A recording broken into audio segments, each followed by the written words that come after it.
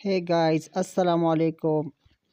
معجزہ doctor episode 45 کب upload ہوگا یہ میں آپ لوگوں کو اس ویڈیو میں بتا دوں گا۔ دوستو ویڈیو سکپ نہیں کرنا، میں آپ لوگوں کو نیو اپڈیٹ دے دیا کروں گا۔ تو چلے گائز، چلتے ہیں ویڈیو کی طرف۔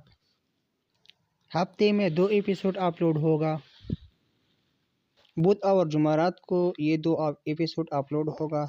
سو گائز، یہ کب تک چلے گا؟ یہ 2 مہینے تک اسی طرح چلے گا، کیونکہ شجر ممنوع ڈرامہ ہے وہ ختم ہونے والا ہے، اس وجہ سے وہ لوگ ڈیلی اپلوڈ نہیں کرتا ہے۔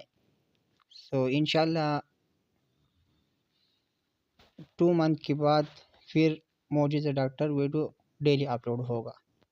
دوستو اگر آپ لوگوں نے میرا چینل سبسکرائب نہیں کیا تو پلیز میرا چینل سبسکرائب بھی کریں، انشاءاللہ میں آپ لوگ کو